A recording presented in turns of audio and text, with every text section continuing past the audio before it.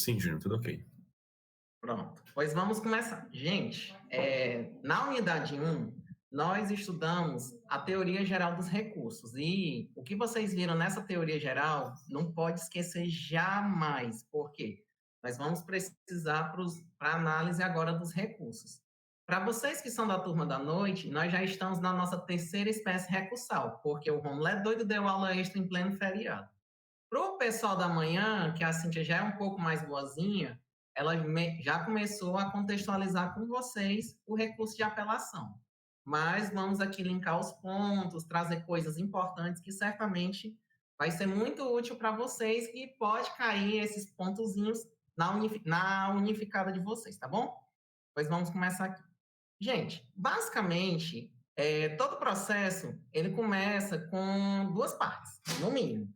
De um lado nós temos o requerente, chamado autor, e do outro lado nós temos o requerido, que é chamado de réu.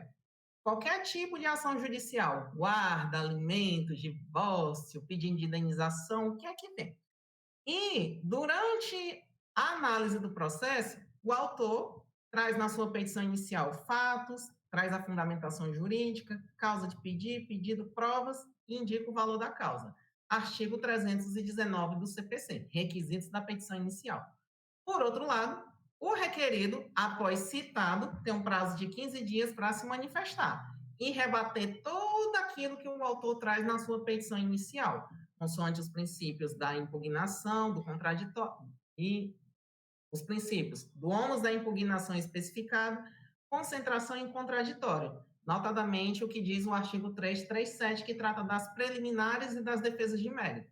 Aí ele faz um resumo da inicial, traz a fundamentação jurídica, ataca cada um dos pontos que o autor traz na inicial e faz o pedido, além de trazer provas e, em regra, não tem valor da causa, salvo se for reconvenção.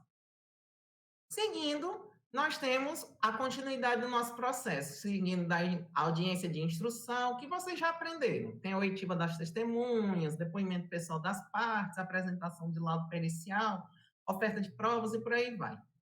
Temos a fase do saneamento, a apresentação dos memoriais escritos, cada uma das partes, se for o caso, a manifestação do Ministério Público, caso haja a necessidade da intervenção dele, lembrando que o parecer ofertado pelo Ministério Público é meramente opinativo, não vincula a decisão do órgão julgador, e depois de todo esse caminho do nosso processo de conhecimento, nós temos o quê? A nossa sentença. A gente tem que lembrar, meus amigos, da estruturação da sentença de mérito, que exatamente está prevista no nosso artigo 489. A nossa sentença, ela é composta de três partes: o relatório, a fundamentação e o dispositivo. O relatório, a gente pode entender que trata dos principais acontecimentos que transcorreu no processo. O autor apresentou a petição inicial, trouxe o argumento A, argumento B, argumento C. O réu, por outro lado, trouxe, em sua contestação, trouxe os argumentos D, argumento E, argumento F. Com base nisso, tivemos audiência, houve a fase do saneamento, defesa de mérito, preliminares. É a história que o magistrado conta, relatando os fatos, só que, claro, de modo resumido.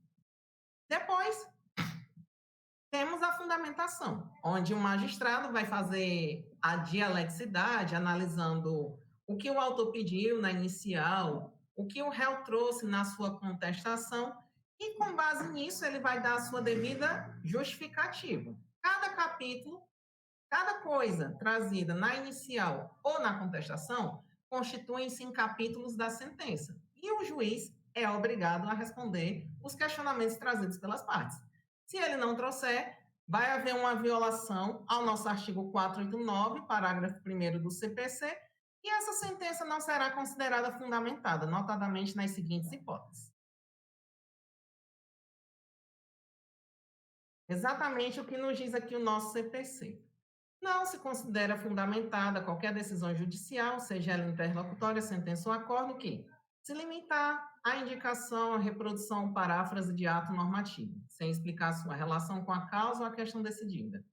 Empregar conceitos jurídicos indeterminados, sem explicar os motivos. E por aí vai. Ou seja, se o juiz utilizar esses pontos que estão aqui destacados e não der a devida motivação, a sentença não está devidamente fundamentada. E você pode, a priori, atacar ela diante de uma possível omissão, numa obscuridade, numa contradição, ou mesmo em erro material, de embargos de declaração. Mas, se não for o caso de embargos de declaração e a nossa sentença judicial necessitar de uma reforma ou de uma anulação, nesse caso, nós teremos que partir para o nosso recurso de apelação. E o dispositivo, que é a nossa última parte da sentença, diz respeito à conclusão do órgão julgador. E este resultado pode se dar de 3 modos. Nós temos a sentença totalmente procedente, significa dizer que o autor ganhou no processo. Logo, se o réu ficar insatisfeito, ele que vai ter a legitimidade para recorrer. E a legitimidade dele vai ser através de qual recurso? Contra a sentença, cabe apelação. Assim nos diz o artigo 1009 do CPC. Então, a priori, a legitimidade será do réu diante de uma sentença totalmente improcedente. Quando estamos de uma sentença totalmente improcedente, significa dizer que o réu ganhou o processo, por assim dizer. E nesse caso, quem vai ter a legitimidade para interpor um recurso de apelação vai ser o autor. E, por fim, podemos ter o meio termo, que é a nossa sentença parcialmente procedente. Isso, meus amigos, nós chamamos de sucumbência recíproca. Ambos perderem alguma coisa. Se ambos perderam, ambos terão a legitimidade e o interesse para interpor o seu recurso de apelação, notadamente naquilo em que eles sucumbiram. Isso, gente, tem uma reflexão, é uma repetição muito prática e o nosso CPC prevê a possibilidade da interposição da apelação nessa modalidade adesiva. Por ora, eu vou apenas me limitar a dizer que recurso adesivo, ele não é recurso, é uma forma de interposição da apelação. Mas a gente vamos estudar com maior calma quando a gente vê as outras espécies recursais. Quem tiver curiosidade, já deixei aqui o artigo 997. Se quiserem dar uma adiantada, eu recomendo que leiam. E, caso tenham dúvidas, podem entrar em contato comigo que eu esclareço. Apelação adesiva, é isso, assim, assim e tal. Mas, por hora, eu não vou falar porque é um pouco complexo. Até aqui está tudo tranquilo? Gostaria de ouvi-los. Para mim, tudo certo, Júlio. Ok, professor. Perfeito. E aquela perguntinha que não quer calar. Parte vencedora e ganhou no processo, ela pode interpor o recurso de apelação? A princípio, não, porque o CPC, no artigo 996, só traz a ideia da sucumbência. Mas, se porventura o juiz se equivocar na fundamentação e porventura vier o recurso da outra parte, eu vou recorrer também. Não sou besta. Agora, meus amigos, vamos mostrar, em linhas gerais, como é o processamento do nosso recurso de apelação. Montei um esqueminha gráfico aqui para vocês, para facilitar a visualização. Mas isso é tudo leitura do CPC, tá bom? Apenas esquematizei para facilitar a compreensão. A gente sabe que o nosso recurso de apelação, ele é interposto aonde? No primeiro grau ou no tribunal? No primeiro grau, Júlio. Primeiro grau, perfeito. E, regra geral, o prazo de 15 dias úteis. Esse prazo de 15 dias começa a contar desde quando? Assim que o juiz prolata a sentença? É na data útil seguinte. Não. O prazo da apelação, os 15 dias, começa a contar a partir da publicação da sentença. Sim, ou mais sim. precisamente, a partir do momento em que as partes são intimadas, autor e réu. Certo? Sim, perfeito. Eu não falei que nós temos 3 possibilidades de julgamento? A total procedência, a total improcedência e a parcial procedência? Vamos nos limitar por hora à improcedência. Ou melhor dizendo, quando sequer o juiz adentra no mérito. Por quê? Nós vamos ter a possibilidade de proferimento de sentenças terminativas. Alguém lembra do que se trata o conceito de sentença terminativa? Processo Civil 1.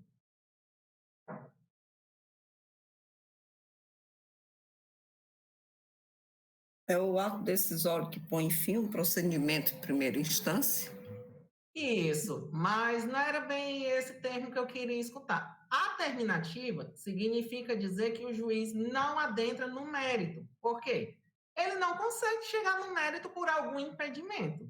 E os impedimentos, eles estão aqui nesse artigo, ó, no 485. Vou mostrar para vocês, um instante.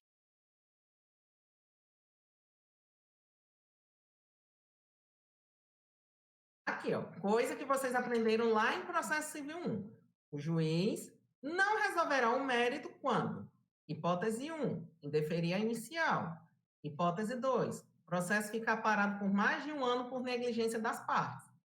Hipótese 3, não promover os atos das diligências que o incumbir. E assim sucessivamente. Então, gente, quando o juiz profere sentença com base no artigo 485, estamos diante de uma sentença terminativa. Significa dizer que, se essa sentença, porventura, transitar em julgado, ela fará, pergunta a vocês, coisa julgada formal, coisa julgada material ou ambos? Formal. Material não, porque o material está ligado ao mérito. Não teve o mérito. Perfeito. E mais uma pergunta. Esse trânsito em julgado formal vai me impedir de entrar novamente com a mesma ação? Sim ou não? Não. Pode. Não. Pode. Exatamente. Então, eu posso repetir todo o processo novamente, mas tem que tomar cuidado com a questão da perempção, porque se você entrar com as 3 vezes e der extinção por conta desses itens por 3 vezes seguidas, na 4ª, o Poder Judiciário não vai mais deixar você dar entrada na ação. Ele vai alegar perempção. Por quê? O Poder Judiciário não é a casa da mãe Joana, para você entrar com um processo e depois não querer mais. Até 3 vezes seguidas. Depois, acabou. Júnior, era para ser 2 vezes, quanto mais 4, hein?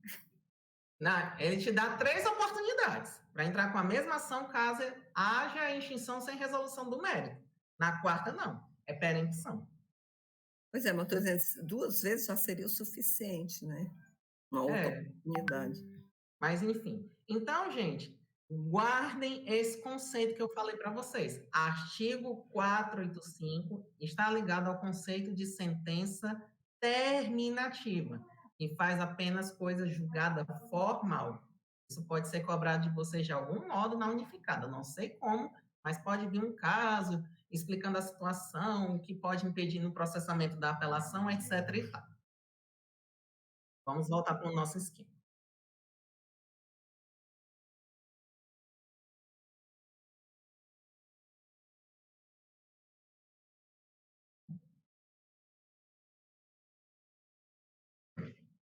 Exatamente, e é por culpa da própria pessoa, não é por culpa do judiciário. O judiciário não tem nada a ver. A gente só movimenta o processo com base no que a gente tem. Se a gente tem as provas, beleza, terás o teu julgamento de mérito. Se não tiver provas, a gente intima, dá uma oportunidade, chama. E aí, meu caro jurisdicionado, você vai querer, tem interesse nesse processo? Tem não? Não tem problema não. Extinção sem mérito. Tchau, vamos pro próximo. E assim mesmo. E, gente, um outro detalhezinho. Fique à vontade.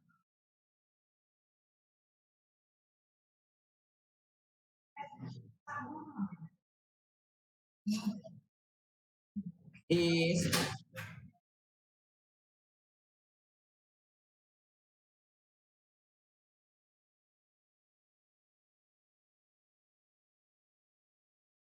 Isso.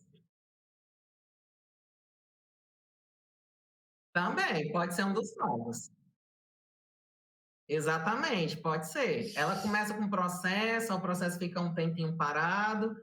Vamos intimar essa parte para ver se ela quer dar continuidade nesse processo, porque nós queremos baixar o processo, a gente quer cumprir nossas metas.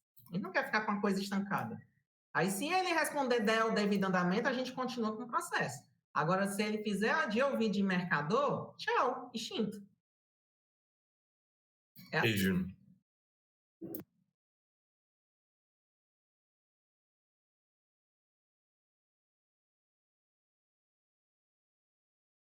Não, que a gente já comunicou, dando a ciência para ver se ela manifesta interesse. Júnior, também é uma forma de evitar abuso de direito, né? Por parte da pessoa que está interpondo sucessivas ações, repetidamente, reiteradamente. Poder prejudicar a questão da perempção é exatamente nesse sentido. Para você não fazer aquela eterna, desculpe o termo, aquela eterna cabarezada para prejudicar outra parte. Exatamente. Aí, gente, eu expliquei esse conceito da sentença terminativa, não foi por acaso, não.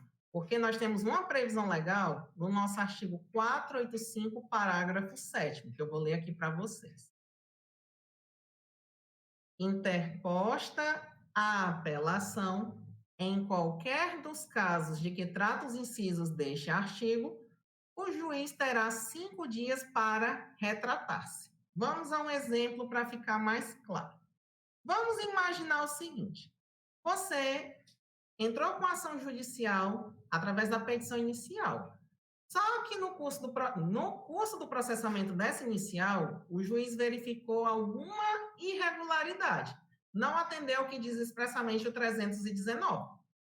E, antes de extinguir a atuação, o juiz te dá uma oportunidade. Está lá no artigo 321, emenda.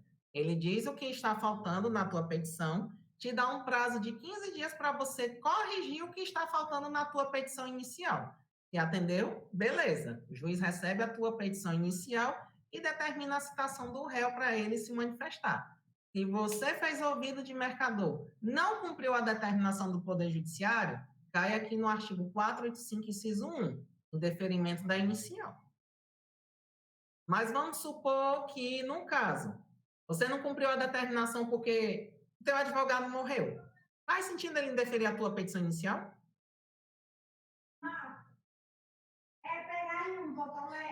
O que é que vocês acham?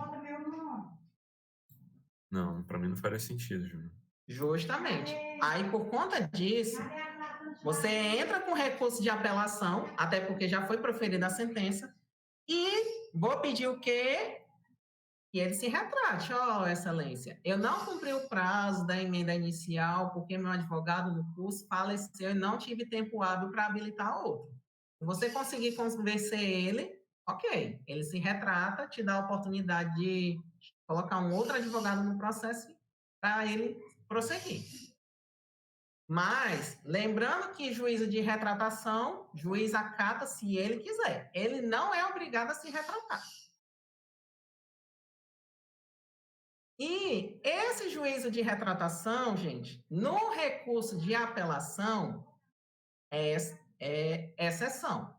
Justamente porque foi proferida a sentença com base no artigo 485, qualquer uma dessas hipóteses aqui. Aí você, antes de interpor a apelação, ou mesmo, já interpõe a apelação e pede: juiz, eu quero que o senhor exerça o juízo de retratação. Seja na folha de rosto ou nas próprias razões recursais, não importa. Ou mesmo petição simples. Se ele não se retratar, apelação dele. Aí, no caso, cita a parte contrária, o processo vai para o tribunal. É assim que funciona, diante das hipóteses do artigo 485. Alguma dúvida? Ei, Júnior, essa é a única hipótese de efeito regressivo se aplicando em face de uma sentença, né? Única. Exatamente. E os casos estão todos aqui no artigo 485. Notadamente, no indeferimento da inicial, acredito que vai ter um caso nesse sentido, de indeferimento da inicial, e a outra situação que é muito recorrente, em procedência liminar do pedido.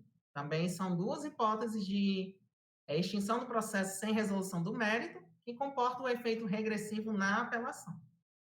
Então, são 3 situações no total. Muito obrigado, Júnior. Anotaram, gente? Alguma dúvida?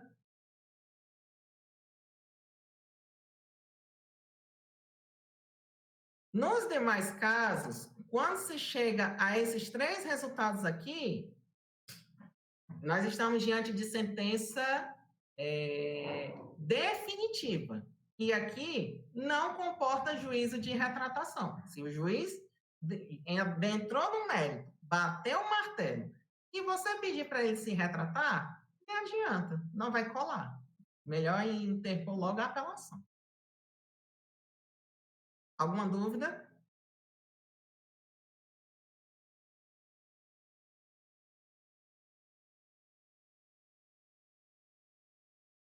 Silêncio gera consentimento, então vou avançar.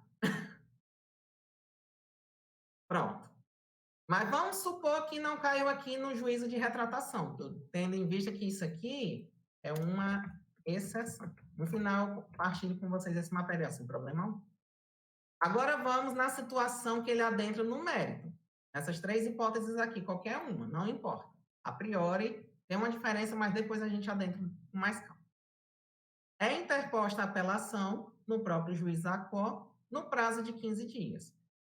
O juiz de primeiro grau, ele recebe a tua apelação, mas lembrando, ele não vai fazer juízo de admissibilidade alguma. Ele simplesmente vai determinar a intimação da parte contrária para quê? Apresentação das contrarrazões. Qual o prazo? Mesmo prazo. Eu dei 15 dias para apresentar a apelação, o réu vai ter 15 dias para opor as suas contrarrazões, excetuando se for nos casos Ministério Público, Defensoria Pública ou Fazenda Pública. Para essas 3 situações, lembremos que o prazo é dobrado. E o primeiro dos requisitos da regularidade formal da apelação é que ela tem que ser apresentada em petição escrita. Geralmente, a praxis forense ensina que é feita da seguinte forma: há uma folha de rosto, que é dirigida para o juízo de primeiro grau, e a segunda folha em diante são as razões recursais. Essas razões recursais, elas são direcionadas para o tribunal. 1 minuto que eu vou receber aqui quem chega. Alguma dúvida, gente?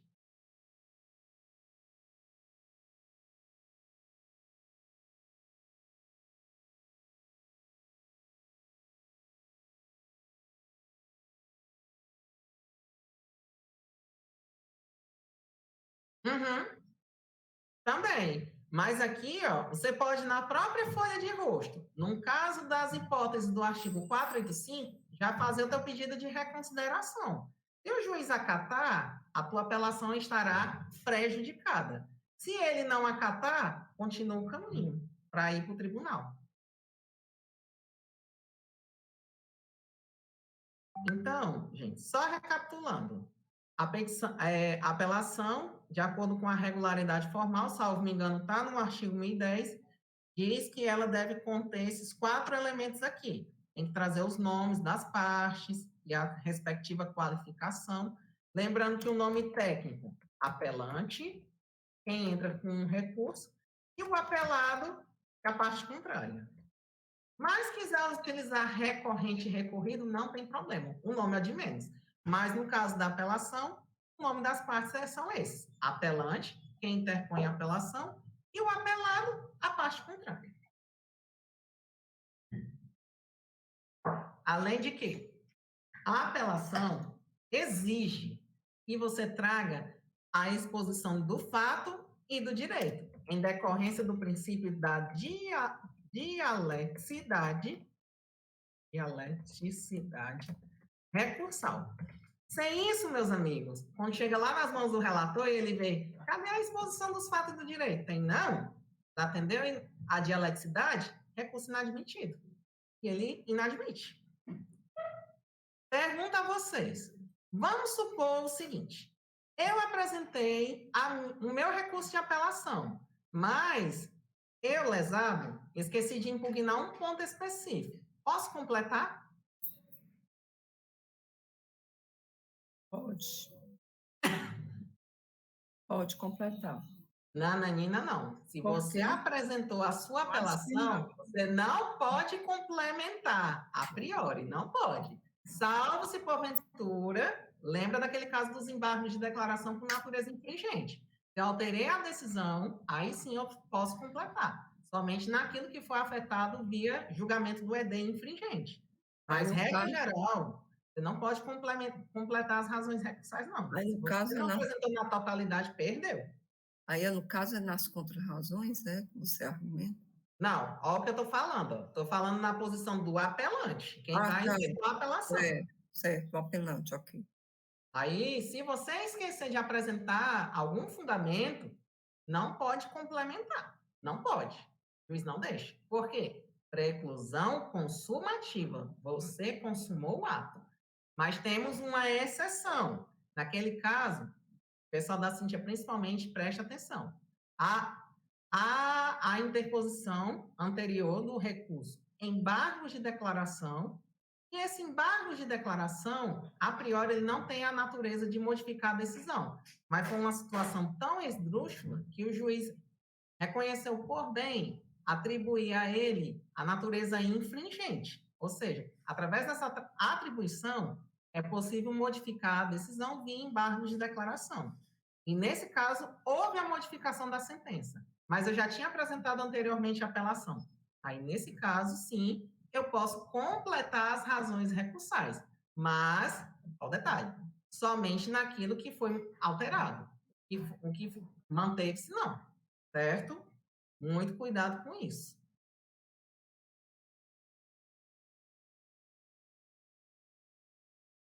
Não, o autor mesmo, o autor mesmo.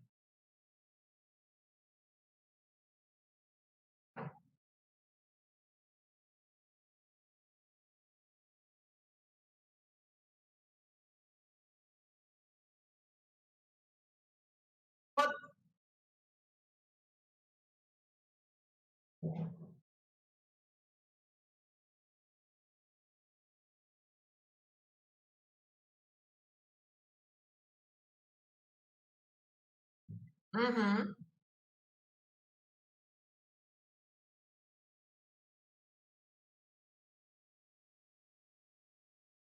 Agora me diga qual foi o resultado inicial desse julgamento. Foi total procedência, total improcedência ou sucumbência recíproca? Pronto.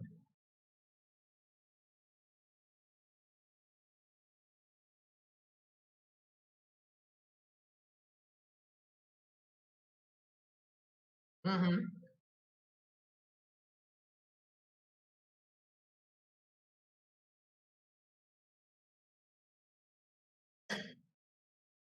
Muito bem. Aprendeu. Estratégia de advogado. Mas só tem que ter um cuidado. Os embargos de declaração, o prazo é ínfimo. 5 dias apenas.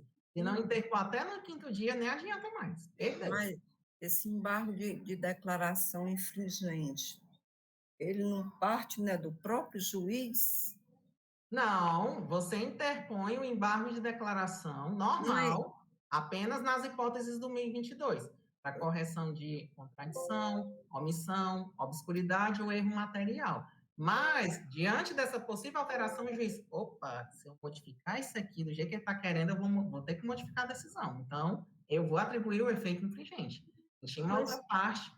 mas é isso que eu estou dizendo, não parte, né, do próprio juiz, não é da pessoa. Mas Porque nada como impede que ele você pedir também, não tem problema. Você mas pode nem a gente vai reformular a decisão? Se torna Pois infringente, é, né, pela conduta do juiz? a conduta é do juiz, mas você pode indicar, não tem problema, doutor. Isso aqui está obscuro, contraditório, omisso, por isso, por isso, por isso. Eu quero o efeito infringente. Você já pedindo, não tem Eu problema. não sabia, eu pensei que partia dele, ok. Não, a atribuição parte dele, mas se você quiser pedir, pode pedir sem problema algum. Agora, ele que vai dizer, não tem efeito infringente, então não reconheço. Alguma dúvida, gente?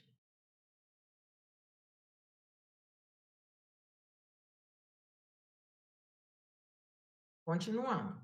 Nossa apelação, petição escrita, qualificação das partes, a exposição do fato e do direito de acordo com o princípio da dialeticidade, as razões. O que é que eu vou querer notadamente? Depende. Pode ser uma reforma da sentença.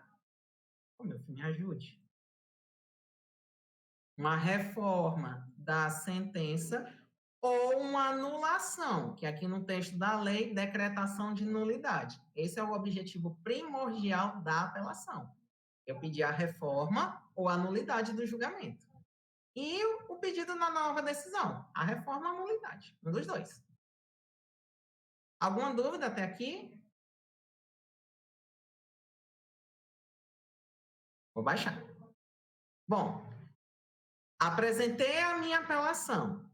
Seria a regularidade formal. O juiz recebeu, ele determina a intimação da parte apelada, e também vai interpor suas contrarrazões no prazo de 15 dias, contados da data da intimação da decisão do magistrado que recebeu a apelação. Receber é diferente de fazer juízo de admissibilidade. Juiz não faz juízo de admissibilidade. E dentro desses 15 dias, ele vai ter que me trazer as contrarrazões, caso ele queira. Aí ele traz as preliminares, traz o mérito. Também é possível trazer aquelas hipóteses de decisão interlocutória não agravável de instrumento. E dentro dessa possibilidade, é possível manejar a apelação na modalidade adesiva, com base no artigo 997. Eu não vou falar de recurso adesivo, porque senão eu vou gerar muito nó na cabeça de vocês. Fica para outro jet. Júnior. Opa. Não, pode falar, vai, irmão.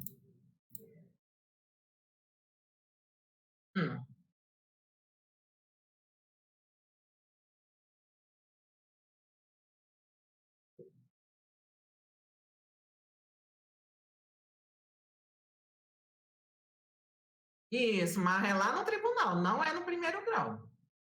É chamado de desembargador ou de ministro, dependendo se for no tribunal superior.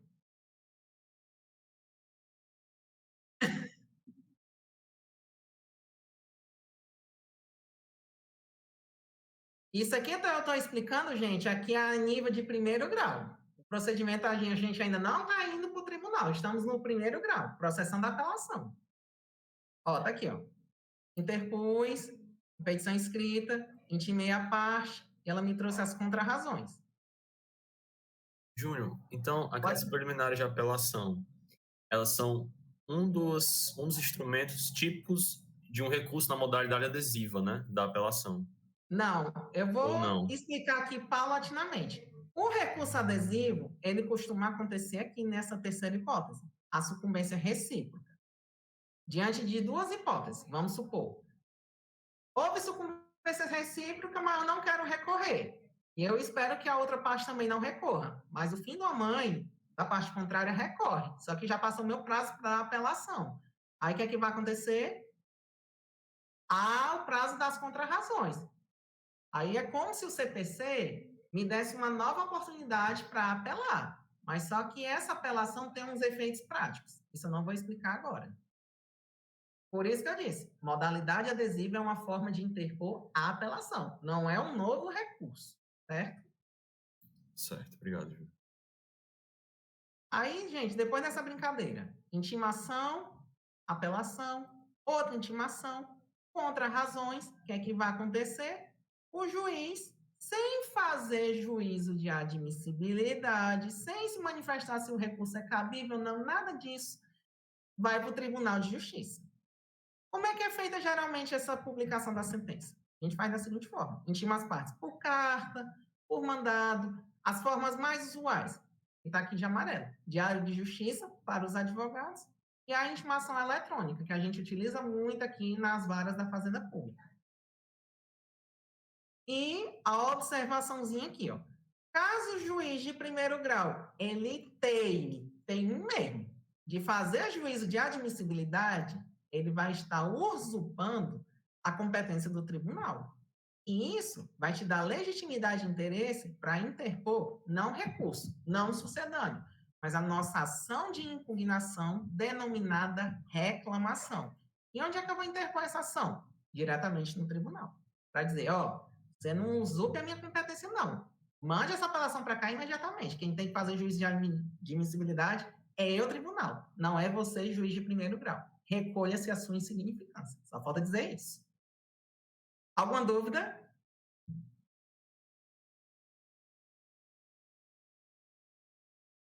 E, gente, então aqui acabou o processamento no primeiro grau. Agora vamos levar a nossa apelação para o segundo grau. Vamos nós. Falei para vocês as hipóteses que o juiz, quando bate o martelo, tudo aqui para vocês. Agora, chegou a nossa apelação no tribunal. Conforme vocês aprenderam, o processo é distribuído para um órgão fracionário, que, a depender da composição do tribunal, pode ser chamado de turma, câmara ou seção. A nomenclatura varia de acordo com o regimento interno. Mas, em linhas gerais, aqui no Tribunal de Justiça, nós denominamos de câmara. No Tribunal Regional Federal, eles chamam de turmas. E no STJ e no STF, eles chamam de seções. É só mesmo questão de nomenclatura. Eles chamam isso de órgão fracionário. E para cada um desses órgãos fracionários, há um julgador específico, que nós denominamos de relator. É ele que vai receber o teu recurso. E é ele que vai fazer o juízo de admissibilidade. Vamos relembrar como é que nós fazemos juízo de admissibilidade. Nós não, o relator. Com base no artigo 1009, o cabimento da nossa apelação diante de seguintes hipóteses. Sentenças terminativas, que são aquelas sem resolução do mérito, com base no artigo 485. Sentenças definitivas, que são aquelas em que o juiz resolve o mérito, com base no artigo 487. Para o pessoal da manhã, a professora Cíntia falou para vocês que, via de regra, e continua valendo, só pode impugnar via agravo de instrumento aquilo que está contido no rol do artigo 1015. O que não couber, guarda e leva para a preliminar de apelação. Está aqui o fundamento. É a terceira hipótese de cabimento. Isso vai ser feito em preliminar de apelação, se for no caso do autor, ou nas contrarrazões, sem problema algum. E a última situação, as matérias do artigo 1015, mas que fazem parte dos capítulos da sentença. Então, trago para vocês as hipóteses de cabimento do nosso recurso de apelação. Alguma dúvida?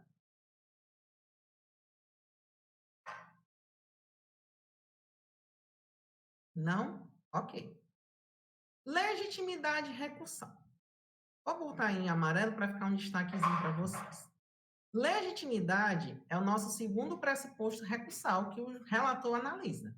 A legitimidade, de acordo com o artigo 996, são as partes, o terceiro prejudicado e o Ministério Público, seja na condição de parte ou fiscal da ordem jurídica. Quem interpôs a apelação, se estiver enquadrado nesse artigo, tem a legitimidade. O interesse, geralmente, ele tem que... Esse recurso é necessário para quê? Ah, eu fui prejudicado. Eu preciso de uma reforma dessa sentença. Ou eu preciso de uma anulação dessa sentença. Então, atendidos os três primeiros pressupostos. O quarto pressuposto que é verificado é a inexistência de fato extintivo. Em nenhuma hipótese pode acontecer no curso do processo. O que não pode acontecer? A renúncia, ele não pode renunciar ao direito dele de recorrer. A desistência.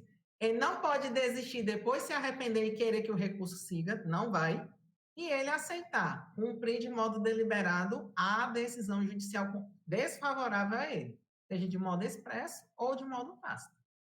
Se o relator não verificar nenhum desses tópicos, continuemos com o nosso juízo de admissibilidade. Quarto pressuposto, inexistência de fato impeditivo. Nós aprendemos, e eu falei para vocês diversas vezes, um típico caso do julgamento dos embargos de declaração, que você fica frescando com a cara do judiciário e fica interpondo embargos de declaração sobre embargos de declaração. E isso é considerado recurso protelatório. Aí o que é que o judiciário te dá? Te dá uma multa. A princípio, 2% sobre o valor atualizado da causa. Se você reiterar e interpor de novo contra a mesma decisão outro embargo de declaração, e ele for considerado também protelatório, o juiz vai aumentar essa multa. Ah, não vai ser mais 2%, não. Agora vai ser 10% sobre o valor da causa. E isso, enquanto você não pagar essa multa, você não vai ter o direito de interpor a apelação. Não pague não, para você ver. Isso é o que nós chamamos de fato impeditivo. Se não acontecer, pressuposto atendido. Alguma dúvida?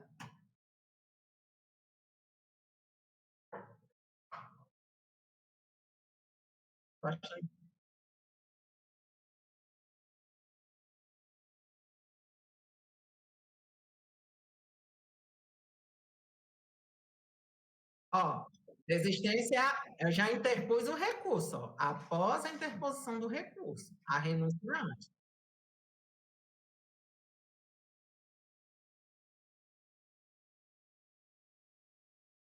Uma coisa é desistência da ação, a gente está falando de desistência do recurso.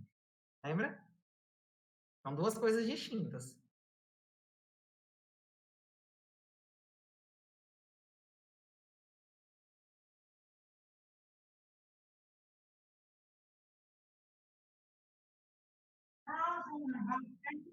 Não, senhora. Em nenhuma dessas três hipóteses, vou até colocar aqui para vocês lembrarem.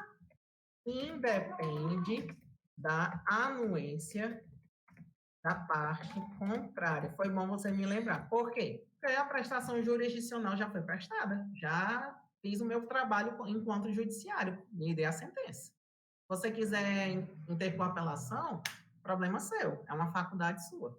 Não é obrigado a recorrer. Então, para essas três hipóteses, vai os demais. Independe da anuência da parte contrária. Não há necessidade de aceitação. Cuidado com isso. Algo mais?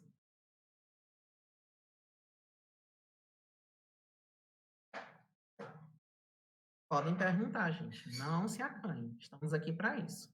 Então, Júnior, no caso aí, não precisa, porque como foi um ato decisório, pondo fim a um procedimento de primeira instância, não tem necessidade de pedir mais, acabou. Por que eu vou pedir para outra parte permissão? Isso é uma coisa que foi dada, como se diz, baixa. É mais ou menos isso aí? Não, a justificativa é isso aqui, ó. Eu já dei a resposta de mérito. O recurso é uma faculdade sua. Se você estiver insatisfeito e quiser recorrer, sem problema. Se não, problema seu. Aguente. Por conta disso que eu não preciso de permissão da outra parte, né? Isso, exatamente. Não há necessidade de permitir, parte contrária. Eu interpus o recurso. Deixa eu desistir? Não precisa. Da mesma forma. Deixa eu renunciar? Não precisa. Deixa eu aceitar? Não precisa. Não precisa da anuência do outro. Não precisa. Entenderam a lógica? Cuidado, que a questão unificada pega muito no pé de vocês a questão da renúncia, da desistência e da aceitação. E diz isso aqui, ó. Ele tira esse independe, bota depende da anuência. Mentira. Independe. Tomem cuidado. Tira só essa partezinha aqui, o in. E vocês erram. Na pressa.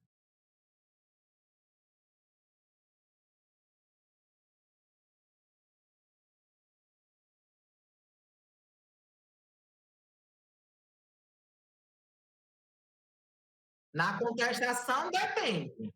Na execução, depende. Aqui, não.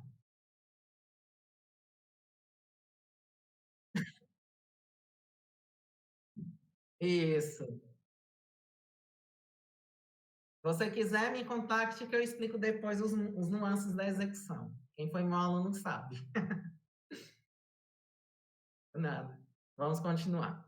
Tempestividade, como a gente já aprendeu, regra geral para os recursos, 15 dias, excetuando alguns específicos. Recurso nominado nos juizados especiais, 10 dias. Embargos infringentes, no âmbito da execução fiscal, 10 dias. É isso. E os embargos de declaração no CPC, dias. Os demais, tudo 15. Prazo ninguém erra, pelo amor de Deus.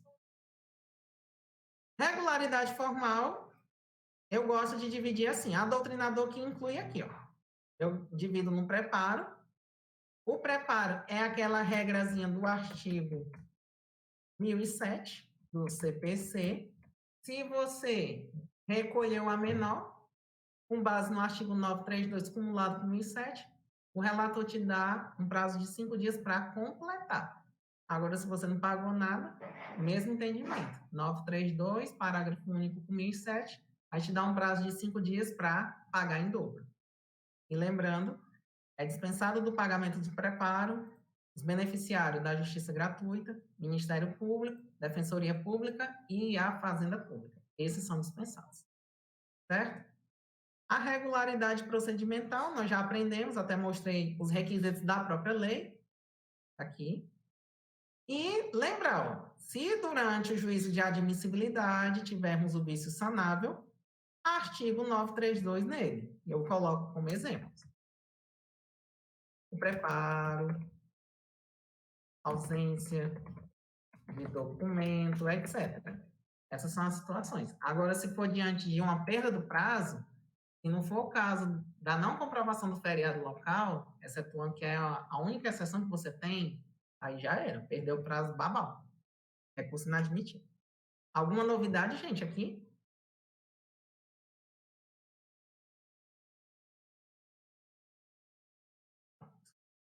Vamos ver aqui o que, é que eu posso falar mais para vocês, para não deixar vocês doidos, senão vocês vão querer me bater.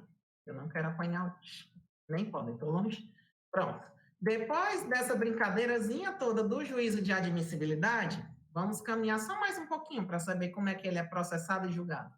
Aqui, gente, é uma breve síntese, tá? A gente ainda vai estudar com vocês tópicos específicos da ordem dos processos dos tribunais. Mas, regra geral. Certeza. Tudo que eu mostro para vocês, eu disponibilizo.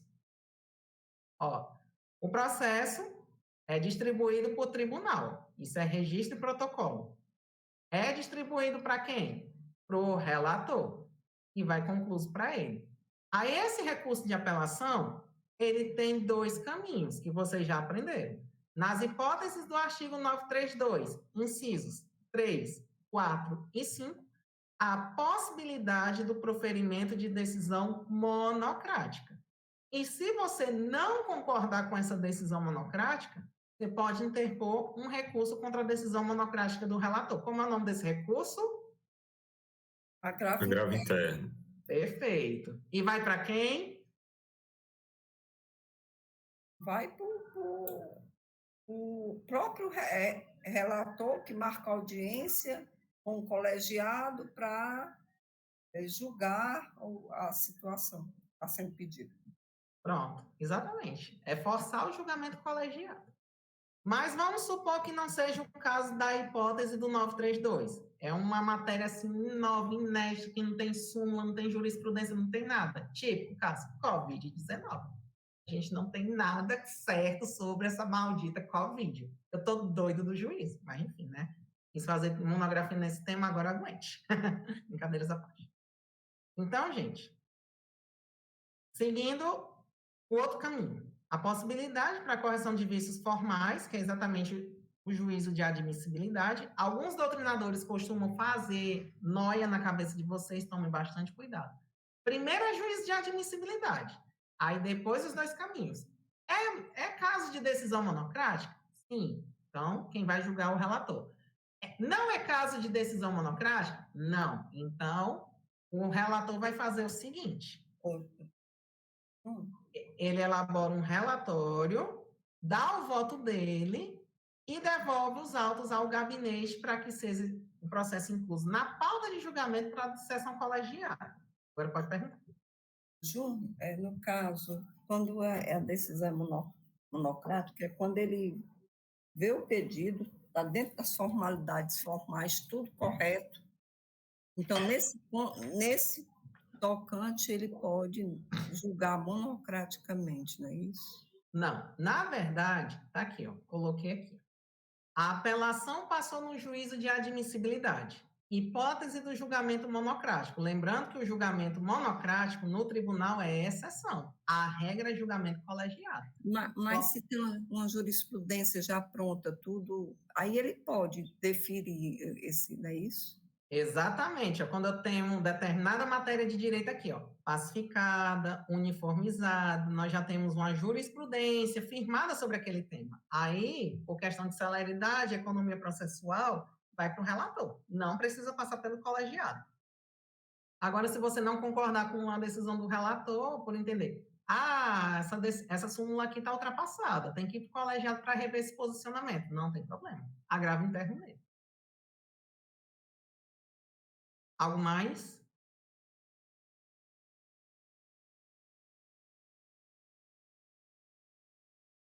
E aqui, possibilidade dele sanar vícios formais, resolver algum fato superveniente, a constatação de matérias que podem ser objeto do efeito translativo. Lembrando, são as nossas matérias de ordem pública, que podem ser reconhecidas de ofício. Mas antes de ser atribuído o efeito translativo, para não incorrer no proferimento de decisão surpresa, intima as partes para se manifestar. Isso aqui eu estou verificando uma possibilidade desse teu direito estar prescrito. Me mostre que não está prescrito, porque senão vou aplicar a prescrição, porque eu posso fazer isso de ofício. Se eu avisei ele não tomou nenhum posicionamento, é porque de fato ele não tem argumento, está prescrito. Então, se lascou. E isso não é reformar simpejos, viu? Cuidado. Dúvidas? Júnior, isso aí, no caso, é a exceção da informato impédios, né? Exatamente. É a exceção da reformação impédios. E agora, rapidinho, como é feito o julgamento colegiado. Acontece o seguinte. O relatório vai para a secretaria, ele é apresentado ao presidente da sessão do julgamento colegiado para pedir o quê? O julgamento na pauta. Essa pauta, o seu turno, ela é publicada no Diário de Justiça. E a partir daí nós temos a nossa sessão de julgamento. Seguindo, o CPC traz algumas hipóteses de preferências legais. Quem é que vai ser julgado primeiro? Não vou adentrar no mérito agora. A possibilidade da sustentação oral, possibilidade de requerer diligências, análise das preliminares, antes de adentrar no mérito, a possibilidade do pedido de vista. O que é esse pedido de vista? É quando um dos desembargadores está querendo... ainda estou em dúvida se realmente eu dou o voto pelo provimento ou improvimento. O relator, peço vista. Quero um tempo para analisar com mais detida paciência essa causa para poder me manifestar. Ok. Aí tem esse prazo deferido. Aí, em seguida, segue-se os votos. O presidente anuncia o julgamento e diz quem é que vai redigir o acordo. Em regra, é o relator. Mas, se porventura houver divergência, o primeiro que divergir fica com a incumbência de redigir o acordo. Toma, quem mandou ser encrenqueiro. E aqui, gente, rapidinho, só para mostrar para vocês como é a publicação lá da pauta de julgamento. É assim, bonitinho. Vocês olham aqui, as questões que são colocadas na pauta, as preferências. Olha o que entra de preferência. Habeas corpus, matéria criminal, e aqui, tudo isso. A pauta, gente, não é só isso aqui michuruca, não. Às vezes, eu tenho temos pautas, esse aqui foi até grandinho. Aqui a quantidade de processo. 215. Aí, o relator faz um anúncio. Pauta número tal, processo 114, 089, 169302, 2014. É rápido. Agravo interno, tarará, agravante, fulano, agravada, cicrano. Aí o relator. Vou ler aqui meu voto. Vocês querem que eu leia o voto ou podem pedir a dispensa? Porque o relatório fica disponível anteriormente, aí as partes já tomam conhecimento. Isso nos autos eletrônicos. No físico, realmente não tem como. Não, doutor relator. Pode dispensar a leitura do relatório. Vamos aos debates. Aí, a possibilidade de sustentação oral? Tem sim. Você, recorrente, 15 minutos. Comece. Tá errado, não sei por quê, porque acabou, tempo. Ele corta. Agora, apelado. 15 minutos para tu. Começa. Começa. Tá errado por isso, mantém. Cuidado para não passar o tempo, porque senão o microfone é cortado.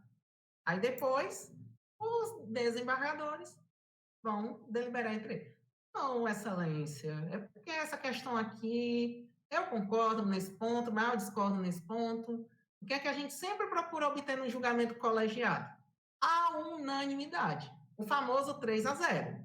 Mas se porventura não obtivermos o 3-0, o nosso CPC nos diz o seguinte. Ô, Júnior. Oi. Quais são os casos em que o julgamento do recurso ele é submetido à apreciação do plenário do TJ, no caso, mais especificamente do Tribunal de Justiça do Estado do Ceará. Pronto. Quando você alega inconstitucionalidade, aí, de acordo com a cláusula da reserva do plenário, na própria Constituição, tem que ir para o plenário. Não tem como ir para órgão fracionário, não. Ou melhor dizendo, há possibilidade de ir para um órgão fracionário. Nós chamamos de órgão especial. É uma redução do órgão do plenário. Isso é previsto no regimento interno do tribunal. Para exatamente dizer se a questão é constitucional ou inconstitucional. Geralmente é uma lei em face da Constituição. Pode ser Constituição estadual ou federal, né? Exatamente. Perfeito, obrigado. Por nada. Aqui, gente,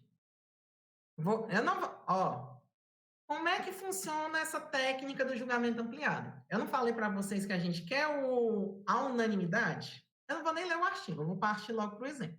O exemplo está aqui. Nós estamos aqui no nosso julgamento colegiado da apelação. Espera-se um resultado unânime, mas nada impede que os desembargadores divirjam entre si. Vamos à sessão de julgamento. O relator expôs o seu relatório, votou e disse: recurso de apelação do provimento. Voto do relator. Vossa Excelência, desembargador fulano de tal, número 1. O que é que o senhor acha dessa questão? Ok, Excelência, muito obrigado. Tarará, tarará. Vou dar aqui meu voto. Discordo de Vossa Excelência, desprovimento. Vou até trocar aqui para desprovimento. Opa! Já divergiu. Temos 1-1. Vamos ver quem vai dizer o voto de Minerva. Isso não existe aqui no Brasil, tá, gente? Isso é coisa de filme. Agora, Vossa Excelência, desembargador número 2, vamos debater e discutir, analisando aqui os pontos, vendo os pontos do excelentíssimo relator, vendo os votos de Vossa Excelência. Siga o relator. Votou, deu provimento. Resultado final desse julgamento, 2-1. Posso emitir um acordo com esse 2-1?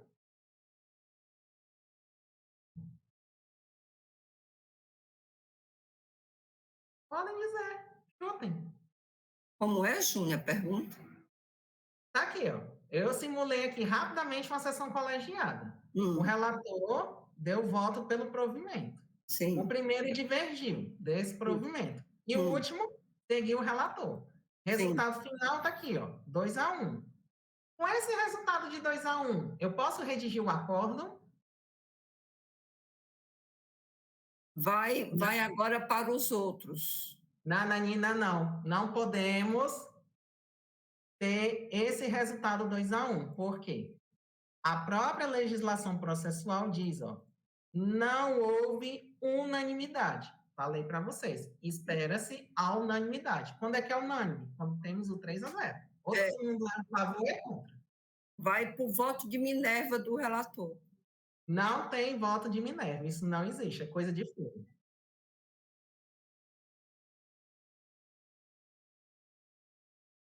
Não é plenário. Não é plenário. Não. Vamos. Aí, você já deu a resposta aí. Sabia que vocês iam dizer. Aí a resposta, 942 serão convocados novos julgadores. Aqui, ó. A regra. Quando o resultado da apelação for não unânime, o julgamento terá prosseguimento em sessão a ser designada com a presença de outros julgadores, que serão convocados nos termos previamente definidos no regimento interno, em número suficiente para garantir a possibilidade de inversão do resultado inicial, assegurado às partes e a eventuais terceiros o direito de sustentar oralmente suas razões perante os novos julgadores. Então, o que vai acontecer? Gente,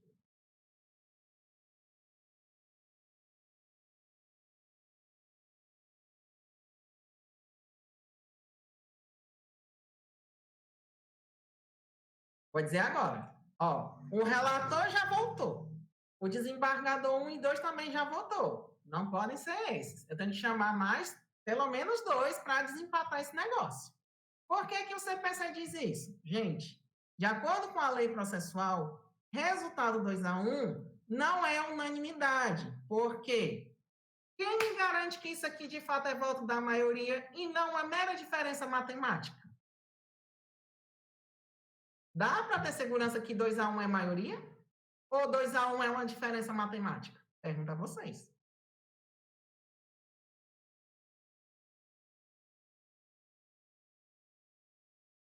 Não, com certeza está muito próximo da igualdade de pensamento. Então, tem que ter um desnivelamento bem considerável para poder ser julgado, né? Ser julgado. Justamente. É essa a regra do 942, que nós chamamos de técnica do julgamento ampliado ou técnica do artigo 942. São as duas nomenclaturas que a doutrina adota. Júnior. Vamos desempatar esse negócio. Vamos ver se a gente obtém essa maioria, que eu já estou querendo me livrar desse processo, para a gente proferir o acordo. Aí chama novos julgadores. Deixa eu concluir o raciocínio. Aí eu chamo o desembargador 3 e o número 4. Eles também vão votar. Voto. Votou. Provimento. Votou. Provimento. Resultado final agora desse julgamento. 4-1. Agora, com esse novo resultado 4-1, temos a maioria ou é uma diferença matemática? A maioria. Então, por isso, agora a gente tem segurança que é a maioria e vamos redigir o acordo. Quem é que vai redigir? Esse camaradinho aqui, ó, que divergiu. Legal, né? Apresentando para vocês em primeira mão o julgamento colegiado. Legal, Júnior. Se desse 3-2, pronto, já aplicou a técnica, não tem mais para onde correr. Eu não vou ficar aplicando essa técnica indistintamente. Ad eterno, não, pelo amor de Deus. Ei, Júnior, e qual desses... Pode falar. Qual desses dois que divergiram vai redigir o acordo? Se for 3-2 no caso. Aqui, ó, o relator diz que o recurso ia dar provimento à apelação. O primeiro que divergiu foi o desembargador 1. Então, é ele que vai redigir o acordo. Agora, se todo mundo aqui fosse unânime, 3-0, quem ia ficar com a incumbência? O próprio relator. Está no CQC, porque não está dizendo desses termos, tá? A leitura lá é bem esdrúxula mesmo. Mas é nesses termos. É como se, de forma tácita, acumulasse o julgamento primeiro, não entra, mas é como se acumulasse o primeiro julgamento com o segundo, né? Por isso que não tem essa repetição, né? Exatamente. Isso aqui te dá muita segurança jurídica de que a tua questão foi debatida, foi discutida, devidamente apreciada para não ter dúvida, para depois não alegar uma nulidade. Então, essa é a finalidade da aplicação dessa técnica. Ela está prevista para outros recursos, outras ações, mas como a gente está tratando só da apelação, por hora fiquemos só na apelação. Mas se vocês quiserem conhecer as demais hipóteses, podem ler o 942, que vai cair para vocês também, infelizmente. Júnior, eu me lembrei da prova do Romo, onde ele disse que a própria questão tinha a resposta. A resposta aí, a gente olhando para ela e a gente respondendo errado, né? E aqui, gente, ó, trago algumas observações jurisprudenciais, viu? Na apelação, basta que ocorra a não unanimidade. Não há necessidade de ser julgamento de mérito. Sequer na questão do juízo de admissibilidade ou no juízo de mérito. Em qualquer dessas hipóteses pode acontecer isso aqui. De acordo com aquela cadeia recursal, mapinha mental desde o início do semestre que ambas as turmas têm. Júnior, mas na matemática o 2 é maior do que 1, né, não? Matematicamente é maioria, mas para o judiciário... Mas a regra no judiciário não é a mesma coisa, né? Não é. Tá certo. Aí é errar de qualquer jeito, viu? Aí. E, gente, um detalhe.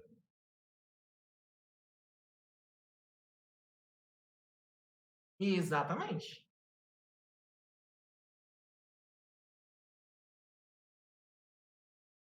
Pronto, exatamente. Apliquei a técnica, consegui o intento. E o último detalhe sobre essa técnica, ó. Isso aqui, o que está dito no 942, tomem cuidado. Vai vir questão dizendo que isso é um novo recurso. totalmente inviável. Trata-se de uma técnica de julgamento. E não precisa você pedir.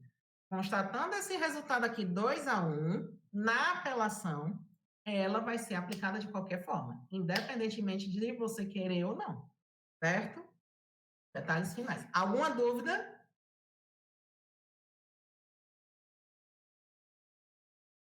Aí, como eu sou muito bonzinho, eu trouxe aqui uma ementa que explica direitinho o que eu relatei aqui para vocês, só que de modo mais bonitinho, para vocês fazerem a leitura. Bem delineada, explicadinha, com os pontos em destaque, para vocês já se habituarem a ler as emendas, tá bom? Vai que cai uma leitura de emenda na unificada, aí é maldade, mas estejamos preparados. Recurso adesivo está aqui, ó, que eu falei para vocês, mas por hora eu não vou explicar ele, porque é muito complicado. E eu só quero falar mais uma única coisa, antes da gente ir para as questões, se der tempo. Cadê? Pronto. Vamos. Lembram dos efeitos recursais? Aplicam-se todos na apelação, viu? Tá aqui. Eu botei no material para vocês revisarem. Chama a atenção de vocês para 2 em específico. Quando a gente temos decisões, recebo o recurso de apelação no duplo efeito, significa dizer que esse duplo efeito será devolutivo e o efeito suspensivo. E esse efeito suspensivo, anotem, é regra na apelação, artigo 1012, exceção, parágrafo 1º do 1012. E nos demais recursos, não tem efeito suspensivo. Se você quiser, você vai ter que pedir. Sendo bem curto e grosso. Alguma dúvida? Vamos adentrar um pouquinho no efeito suspensivo da apelação, porque tem algumas nuances, eu acho interessante a gente discutir agora. Conforme a gente, leitura do CPC, trouxe aqui para vocês. A apelação terá efeito suspensivo. Esse efeito suspensivo, gente, ele é automático, mas só começa a valer quando o relator recebe o teu recurso. Enquanto ele não receber, não vai ter efeito suspensivo coisa nenhuma. E você quiser ser apressadinho, já pode manejar o cumprimento provisório de sentença. É o que diz aqui, ó. Nos casos do parágrafo 1º, o apelado poderá promover o pedido de cumprimento provisório de sentença depois de publicada a sentença. Exatamente são essas hipóteses. Homologação, divisão, homologa divisão, demarcação de terras, condenação a pagamento de alimentos, extinção sem resolução do mérito ou julga improcedente os embargos do executado, julga procedente o pedido de instituição de arbitragem, confirma, concede ou revoga a tutela provisória e decretação de interdição. Para essas hipóteses listadas no CPC, a apelação será recebida sem o efeito suspensivo, somente no efeito devolutivo. E se eu quiser um efeito suspensivo, você vai ter que partir o parágrafo 3º e pedir ele, seja no recurso ou diretamente para o relator, que diz exatamente o parágrafo 3º. O pedido de concessão do efeito suspensivo, nas hipóteses do parágrafo 1º, poderá ser formulado por requerimento. E esse requerimento, ele vai ser dirigido da seguinte forma. Vou até trocar aqui a cor para facilitar. Em um primeiro momento, esse requerimento ele pode ser dirigido ao tribunal. Em que momento? Da data da intimação das partes até a remessa do processo com recurso para o tribunal. Se você tiver pressa na concessão do efeito suspensivo, faça a petição simples, requerendo o efeito suspensivo e remeta para o tribunal. Aí, chega lá, vai para um relator para ele analisar. Óbvio que você vai instruir com as cópias devidas do processo, para o relator tomar conhecimento. Agora, se esse processo já tiver sido distribuído para o relator, o pedido de efeito suspensivo, você vai direcionar diretamente para o relator do recurso, certo? Esse detalhe é super importante. Dúvidas?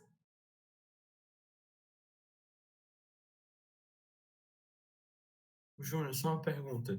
Fique à vontade. O efeito devolutivo no agravo de instrumento, ele já é feito a partir do momento que o relator recebe as razões O efeito devolutivo, ele é presente em todos os recursos. O que você colocar no recurso, quando ele é recebido, todo aquele capítulo que você impugnou é devolvido para o tribunal. Tem aquela dupla acepção, efeito devolutivo horizontal e o vertical. Um referente aos fundamentos e outro referente aos capítulos. Aquilo que você questionou. Perfeito. E o suspensivo, via de regra, só na apelação. Nos demais, não. Nos demais, você vai ter que pedir conforme essa providência aqui. Certo? E como é que eu peço esse efeito suspensivo? Do mesmo jeito que eu peço isso aqui, ó. Concessão de tutela de urgência, com base nesse artigo aqui, artigo 300.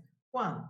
Eu tenho a probabilidade do direito e por conta de um possível cumprimento de sentença provisória, mesmo no caso, eu ter sérios prejuízos e não tiver mais como ser revestido esse prejuízo. Aí, nesse caso, você pede, e o relator acatar, pronto. Suspende os efeitos da decisão até o julgamento. Dúvidas?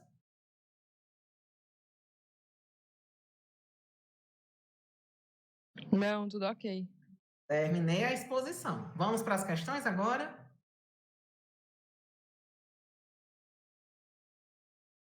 Vamos começar com as pequenininhas. Eu coloquei para a gente ganhar confiança para depois irmos para as mais complexas. Vamos nós.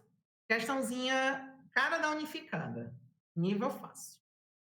Acolhendo o pedido de ressarcimento de danos materiais e reparatório de danos morais, em razão de lesões incapacitantes sofridas pelo autor em acidente de trânsito provocado por culpa do demandado, o juiz, em tópico autônomo de sentença, deferiu a tutela antecipada, requerida na petição inicial, para determinar o réu que, imediatamente, arcasse com um pensionamento mensal em favor do demandante.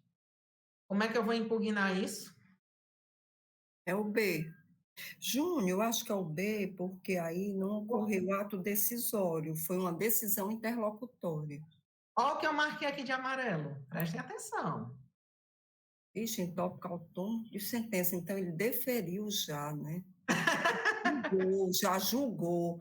Então vai ser em apelação, é o A. Exatamente. E o que nos diz o CPC em relação a esse ponto? Vou mostrar para vocês.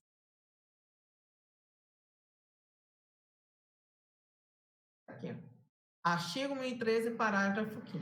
Capítulo da sentença que confirma, concede ou revoga a tutela provisória é impugnável aonde? Apelação. Tá vendo? Letra da lei. Nível fácil. Dúvidas?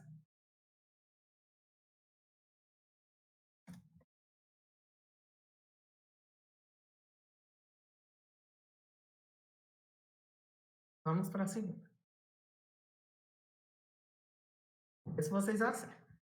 Julgado improcedente o seu pedido, a parte autora manejou recurso de apelação para impugnar a sentença, mas, observando que a peça recursal padecia de irregularidades formais, o juiz reputou inadmissível o apelo, deixando de recebê-lo.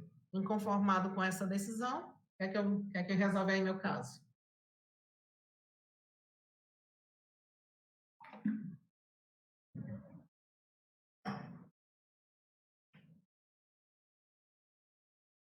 Era para ser mandado de segurança, ou era para ser agravo de instrumento.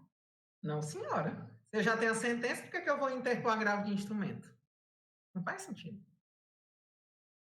Agravo de instrumento. O que é que acontece quando o juiz de primeiro grau usurpa a competência do tribunal?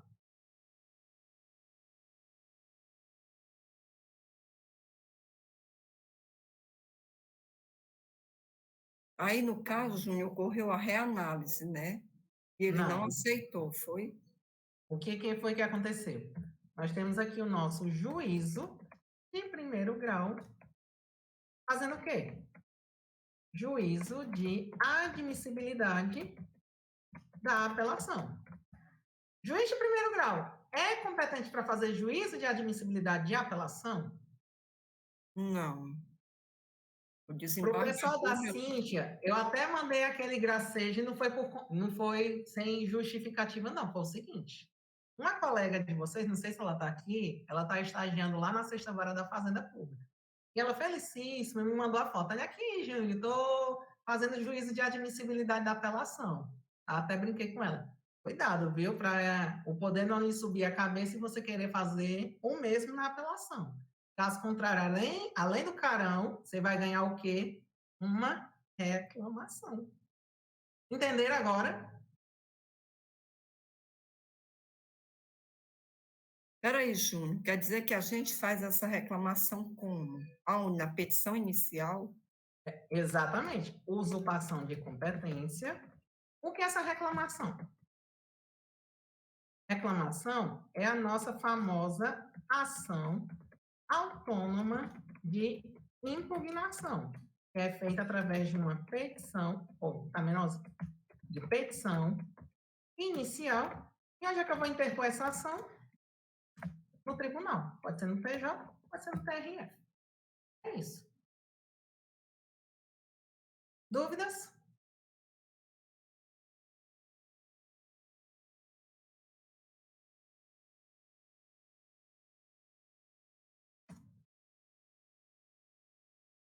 Dúvidas, indagações, aperreios?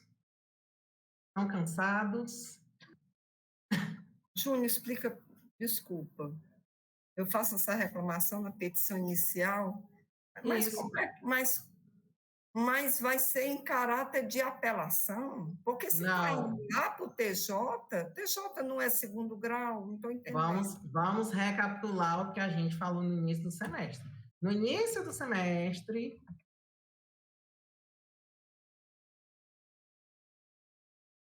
o que é que nós dissemos? Vamos estudar os meios de impugnação. Esses meios de impugnação se dividem em 3 categorias: recursos, sucedâneos e ações autônomas. Lembra? Eu falei isso para vocês, sim ou não? O que são os recursos? Todo aquele catatal de coisas que está lá no artigo 994 do CPC. São recursos, apelação, agravo de instrumento, embargo de declaração e os demais. Os sucedâneos recursais. Geralmente é feito em petição simples, não tem função de recurso. Exemplo, pedido de reconsideração. Ações autônomas. São ações que são interpostas através de petição inicial, geralmente já no segundo grau. Típico exemplo: ação rescisória e reclamação. O caso aqui, meus amigos, o que foi que aconteceu? Foi exatamente o juiz de primeiro grau teimando em fazer juízo de admissibilidade. Ele usurpou uma competência que é do Tribunal de Justiça. E, por assim dizer, eu, inconformado, entrei com a minha reclamação e nada mais é que a tipificação autônoma de impugnação feita através de petição inicial e onde eu vou dar entrada? No tribunal. Juiz, que história é essa de juiz de admissibilidade? Pode mandar a apelação para cá, eu vou julgar. Só isso. Entenderam agora?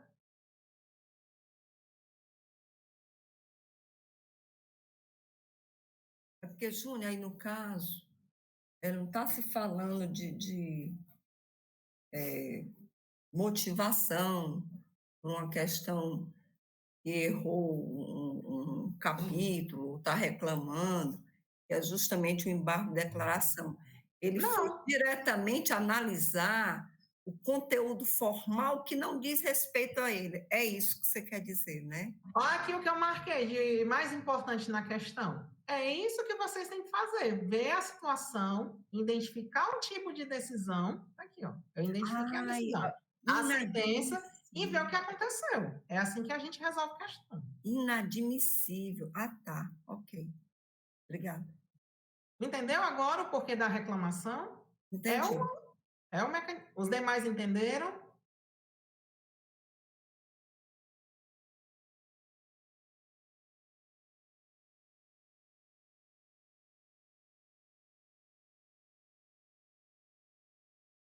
Exato. Exatamente. Por isso daí o nome, ação autônoma de impugnação. E, gente, só acrescentando, nós ainda vamos ver as técnicas de julgamento, cenas dos próximos capítulos. Inclusive, já apresentei uma para vocês, a técnica do artigo 942, que é o do julgamento ampliado na apelação.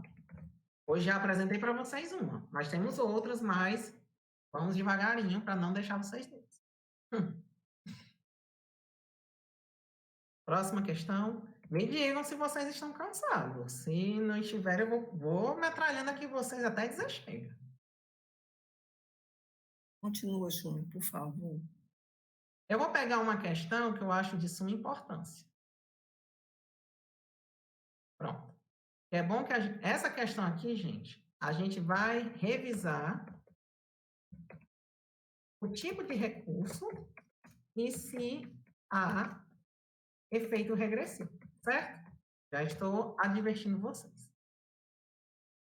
Vou ler aqui as situações devagarzinho, calmamente, e vou perguntar para vocês, tá bom?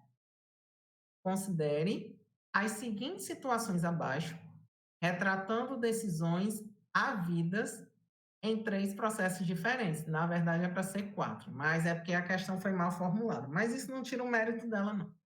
Primeira hipótese, prestem atenção. Antes da citação do demandando, na verdade é para ser demandado, o juiz, liminarmente improcedente, o único pedido feito pelo autor, em razão de contrariar a súmula do Superior Tribunal de Justiça. O que é que aconteceu aqui, meus amigos? Nessa situação, nós tivemos uma improcedência liminar do pedido. Essa decisão de improcedência liminar do pedido tem natureza de decisão interlocutória ou tem natureza de sentença? Decisão interlocutória. Não. Improcedência liminar do pedido, ela tem natureza de sentença. E qual é o recurso cabível contra a sentença? Apelação. Apelação. E quem nos diz isso, vocês vão olhar depois o normativo correspondente ao 332, parágrafo 2º. Segunda pergunta. Improcedência liminar do pedido gera sentença definitiva ou sentença terminativa?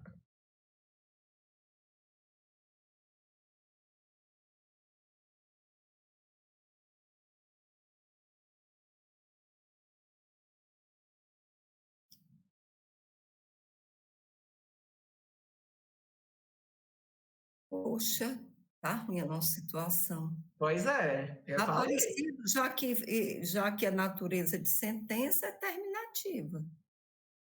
Terminativa? Alguém A natureza discorda? de sentença. Adentrei no mérito.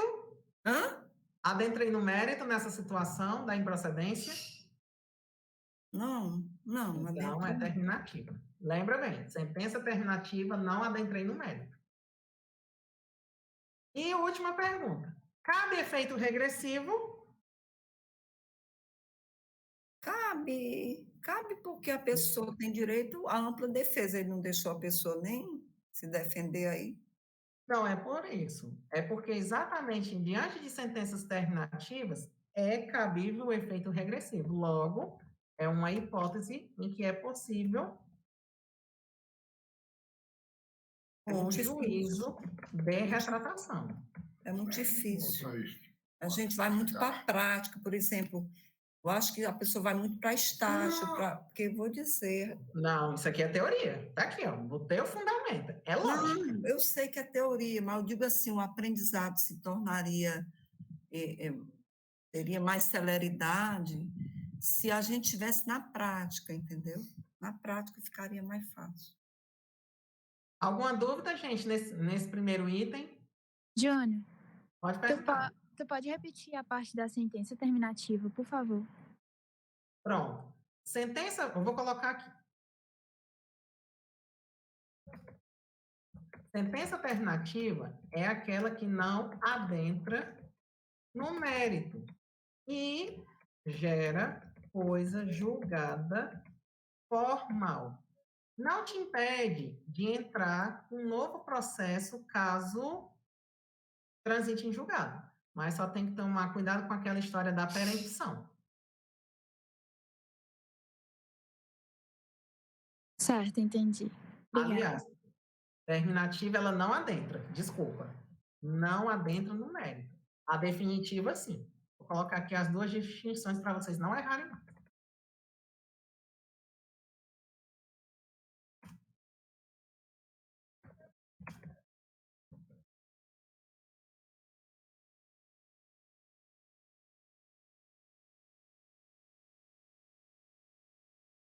Pronto. É só isso. Vamos para a segunda hipótese. Após a apresentação de contestação, o juiz julga parcialmente o mérito para o fim de acolher um dos pedidos feitos pelo autor em razão da incontrovérsia. Apelação aí, já julgou o mérito? Não. Olha aqui o detalhe. Julgamento parcial do mérito. A situação é a seguinte. Mas esse capítulo já só em apelação agora, né? Ele já Não, foi... preste atenção. Julgamento parcial do mérito. Eu estou extinguindo todo o processo, somente uma parte do processo. Não, uma parte apenas, né? Então, se eu estou extinguindo apenas uma parte do processo, qual é a natureza dessa decisão? De sentença. Não. Interlocutória, Júnior. Decisão interlocutória, muito bem. E qual é o recurso cabível contra a decisão interlocutória? Grave de instrumento. Agravo de instrumento. Como é que eu fiz aqui? Cabe efeito regressivo? Sim, porque a decisão interlocutória é frágil. Exatamente. Exato.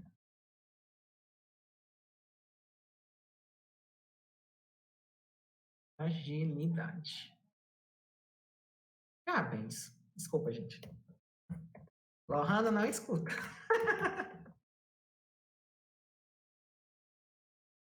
Exatamente. Então, para agravo de instrumento, ou melhor dizendo, para decisão interlocutória, sempre é cabível o efeito regressivo. Se o juiz quiser se retratar, ele pode. Vamos para mais uma hipótese. Eu falei que essa é legal. O juiz não acolhe a contradita de uma testemunha arrolada pela parte adversa. Toma o compromisso e colhe o depoimento da testemunha. Que tipo de decisão é essa? Mitigante, não sei o que é mitigante. Aí é a interlocutória, né, Júnior? Interlocutória mitigante, é? Exatamente. Tem decisão de natureza interlocutória. Essa decisão interlocutória está presente no artigo 1015? Sim ou não? Não está. Não. É caso da taxatividade mitigada, as exceções? Não, não é. Interpõe mandado de segurança, né? Exato. Poderia entrar com mandado de segurança ou... Uma ação autônoma de impugnação. Ele não falou os dois, não foi, o professor? Você entra com um ou com entra Aqui é uma decisão interlocutória não agravável de instrumento. Se é uma decisão interlocutória não agravável de instrumento, você vai apresentar isso na preliminar de apelação ou nas contrarrazões. E o fundamento, artigo 1009, parágrafo 1º. E esse outro aqui, esqueci de botar o fundamento, mas eu colocar agora, é o artigo 1015, salvo me engano, inciso 2. Ô, Júnior, é esse aí, mandado de segurança e o nome do outro? Para essa situação, se você tiver a prova da testemunha indeferida, poderia muito bem interpor um mandado de segurança. sem Só o problema mandado. nenhum. E aquele outro que o professor falou, que ele disse que você O pedido de reconsideração também seria cabível. Mas lembrando, o pedido de reconsideração é um sucedâneo, é aquela petição simples. Mas não O foi, mandado de segurança é uma ação autônoma, vai para o tribunal. mas não foi, não. Não foi esse, não, que ele falou. Lembra, não? Não estou Ele lembrando. disse assim, para você assegurar o direito, entre com os dois. Foi mandado de Justamente. segurança e... Ou espera. E entra na preliminar da apelação. Tá bom. E última pergunta. Se aqui é uma sentença terminativa ou definitiva? Difícil, né? Monitor mal. Ela é definitiva. Aqui seria uma sentença definitiva. Eu acho que ela é porque definitiva porque adentrou... o mérito. Não, Então, não cabe juízo de retratação.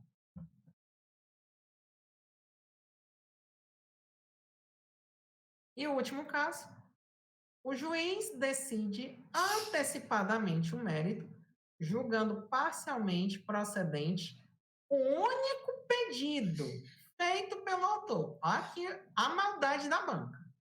Concedendo a pretensão em menor medida daquela postulada da inicial. Que tipo de decisão é essa? É decisão interlocutória ou é sentença? Minha sentença, Júnior. Terminativa ou definitiva? terminativa. Acho que é. Não entrou no mérito? E só foi um pedido, por isso né? Que só foi um pedido. Exato. Qual recurso mesmo cabível? Aí tem que ser apelação, né? Não tem outro. Tem outro. É possível juízo de retratação?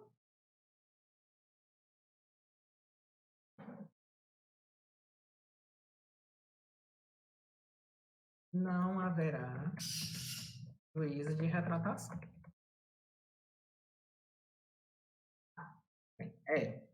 Sem possibilidade de juízo de retratação. E o fundamento? 335. Legal, né?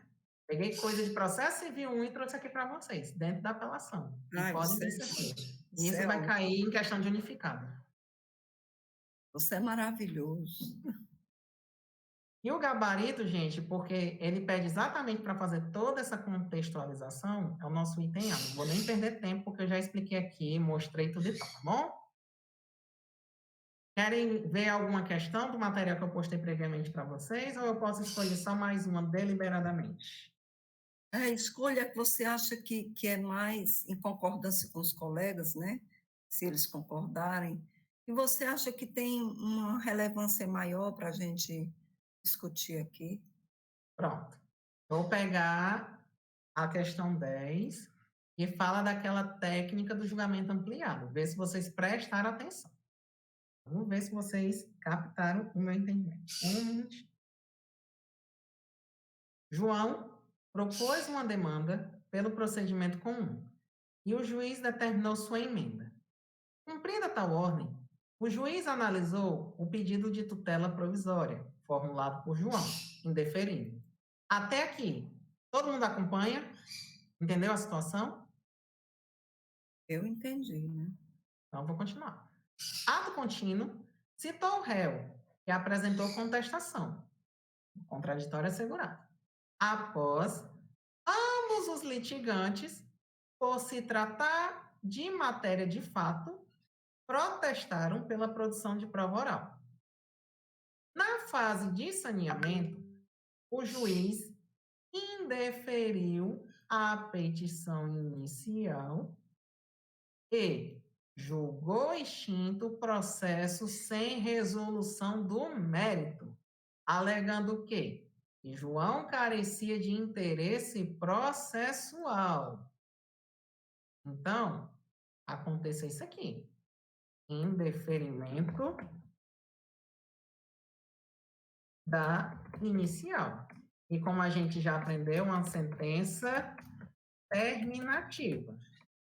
E que, por sua vez, comporta juízo de retratação. Ok? Raciocinar.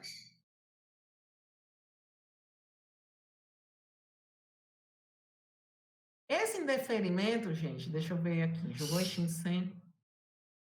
Ele diz que o João carecia de interesse processual. Esse carecia de interesse processual que nós chamamos de inépcia. Está lá nas hipóteses específicas do indeferimento da inicial, certo? Vocês vejam depois lá no CPC. Não lembro de qual artigo. Pois bem, com base nessa situação, vamos ver qual é o item que mais se adequa a essa situação aqui. O que é que poderia ter sido feito e não foi? Vamos ao item A. O juiz errou, uma vez que a inépcia da petição inicial só pode ocorrer após a apresentação da contestação. Verdadeiro ou falso? Eu acho que pode acontecer até o saneamento, né? Então, esse item está falso. E, de fato, a inépcia pode acontecer em qualquer momento processual, até o saneamento. Ok, então não é esse item que a gente vai marcar. João poderá propor agravo de instrumento contra a decisão que julgou inepta a petição inicial, podendo o juiz valer-se do juízo de retratação em 5 dias. Verdadeiro ou falso? O juiz não tem o tempo de 5 dias, é um tempo... Ai, sei não. Olha para a natureza da decisão, ó. Isso, sentença, apelação. Tá errado, porque não é agravo de instrumento, é apelação. Tá falso. Só por conta disso. Tem que ver o contexto. Júnior, o Enzo está sabendo de tudo, Júnior. Que legal. Vamos para o item C. O recurso manejado eventualmente por João contra a decisão que indeferiu a tutela provisória tem como regra a aplicação do efeito suspensivo. Maldade minha.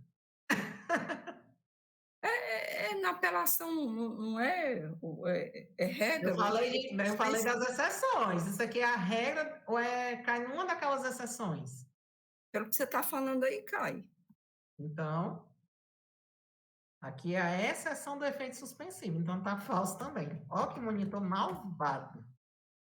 Malvado mesmo. Vou pegar no pé de vocês para vocês aprenderem. Letra D. Optando João por fazer o recurso contra a decisão do indeferimento da petição inicial, se o processo estiver em condições de pronto julgamento, o tribunal poderá de imediato analisar o mérito da questão?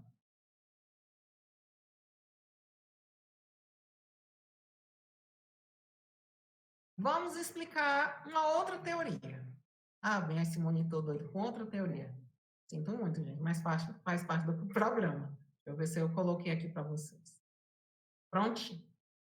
No curso do CPC, isso foi falado das 2 turmas, só não foi com tão grau de profundidade, mas eu vou falar agora para vocês.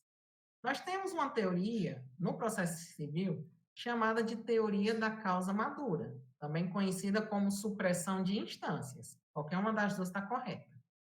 Basicamente, ela se refere ao entendimento contido nesse artigo aqui, ó, 1013, parágrafo 3º. Como a gente bem sabe, a apelação devolverá ao tribunal o conhecimento da matéria impugnada. Esse devolverá aqui diz respeito ao efeito devolutivo. O que é que acontece?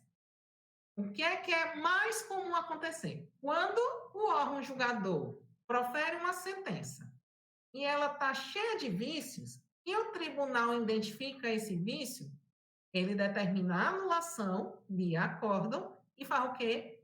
Devolve o primeiro grau. Para quê? Para que ele julgue novamente e julgue de modo correto.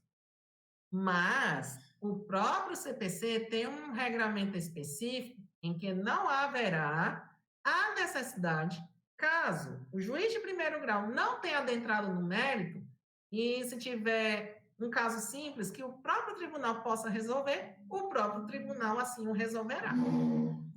E eu vou trazer os exemplos aqui, vamos estudar agora.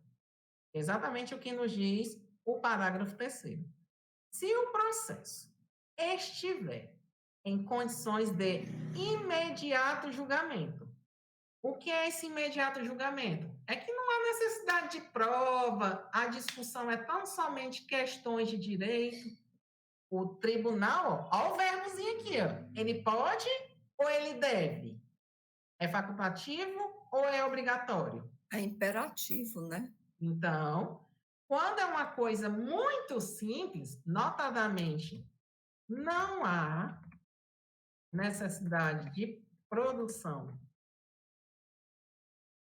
de provas e a matéria discutida é tão somente de direito, o tribunal julgará a causa. E isso, meus amigos, eles consideram como causa madura. Daí o nome, teoria da causa madura. E o próprio tribunal, sem devolver os autos para o primeiro grau, ele mesmo julga. Mas quando é que o tribunal pode julgar o processo, sem haver a necessidade de devolver para o primeiro grau? Tem 4 hipóteses. Vou colocar aqui para vocês, separadinho para explicar. Primeira situação, quando ele reforma sentença fundada no artigo 485. E como nós já aprendemos, são sentenças terminativas, certo? Então, se porventura o colegiado verificar, opa, isso aqui não era para ter sido distinto sem resolução do mérito, não tem problema. Não tem mais prova, a matéria aqui é tão de simples, eu vou julgar. E ele julga. Muda o resultado do processo de indeferimento para a resolução do mérito. O que ele vai decidir, eu não sei. Alguma dúvida nesse item 1?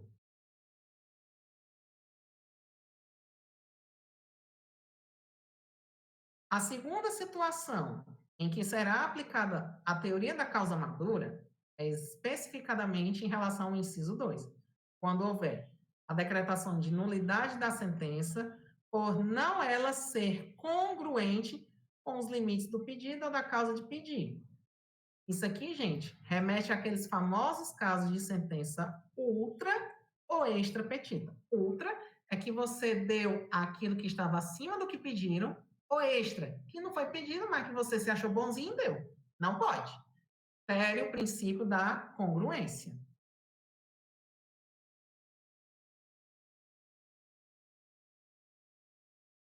Desculpa.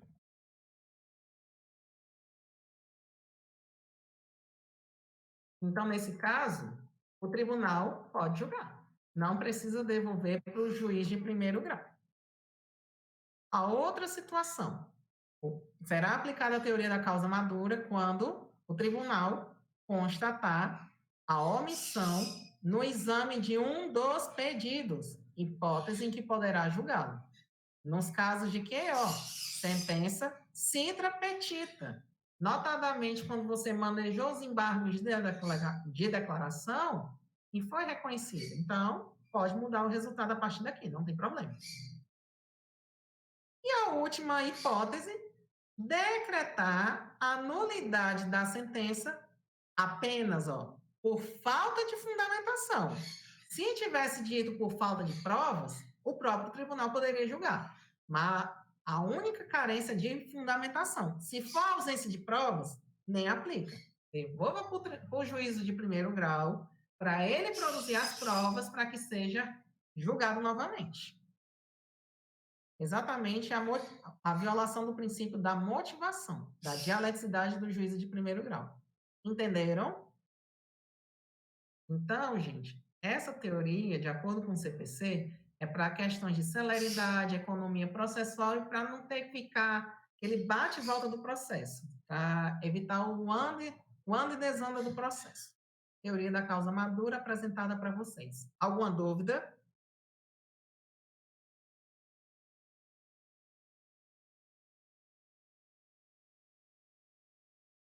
E aqui uma explicação. Também coloquei uma transcrição de uma ementa para vocês lerem. Nesse caso aqui, quando vocês forem lerem, nessa situação, o Tribunal de Justiça não aplicou. Exatamente porque havia provas a serem produzidas. Então, ele considerou a sentença nula, mas disse, eu não vou aplicar a teoria da causa madura porque tem provas a serem produzidas. Então, devolva-se para o primeiro grau.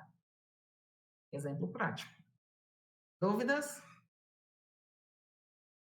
Então, gente, nosso gabarito é esse aqui. Com base na nossa teoria da causa madura. E o item é: todas as decisões do juiz podem ser objeto de pedido de reconsideração, que é condição para interposição de outros recursos. Pedido de reconsideração somente para agravo de instrumento. Apelação não. Justamente pelo que o Enzo falou, a questão da precariedade da decisão. A fragilidade, no caso. Dúvidas? Gente, já estamos praticamente com 2 horas, né? Já estou sentindo aqui o cansaço, não sei quanto a vocês, mas se quiserem, a gente encerra por aqui. Dúvidas, indagações, questionamentos? Não, por mim pode encerrar, não sei pelos outros e por você, né? Então, tá pronto. tudo certo, Júlio. Muito obrigado pelo dia de hoje. Então, pronto, vou encerrar por aqui. Por gentileza, coloquem as presenças de vocês e estão liberados. E eu vou passar o gabarito ao final, tá bom?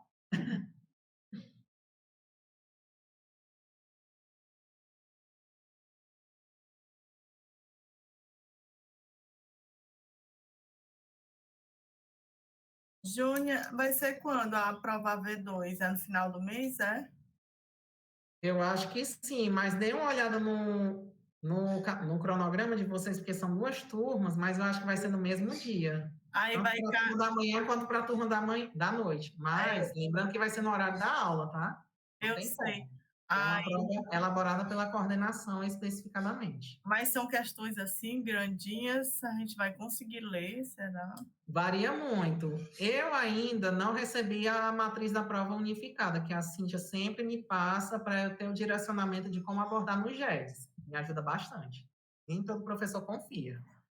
Mas, pelo semestre passado, a gente conseguiu ir até agravo interno. Eu fiz uma mega revisão em tudo. A matéria que caiu na primeira V1 e mais o que for dado para a V2. É tudo. Então, vai até quando mesmo? Até qual? Apelação, embargos? Agravo de instrumento e agravo interno. Até aí. Mas pode ser que tenha sido incluso mais alguma coisa, né? Porque tiveram um tempinho a mais, não sei. De acordo com a matriz da colegiada. Assim que eu receber, eu aviso para vocês. Você está falando da V3, é, Ju? Não, isso é para V2. Aí, como é que funciona a colegiada? Eles fazem um banco de questões. Não é só o Rômulo, não é só a Cíntia. Todos os professores da cadeira. Eu acho que tem questões do professor Fernando Veras, do professor Ashley e do professor Marcelo Ponte, além do Rômulo e da Cíntia. E essas questões são mescladas, misturadas e feito uma prova. Isso tudo pela coordenação. É um verdadeiro colegiado mesmo, né, Ju? Exatamente. Aí o nível varia muito, questões de nível fácil, intermediário e hardcore. As hardcore com certeza serão as do Rômulo. Pois, bom final de semana. Obrigada, Ju. Por nada.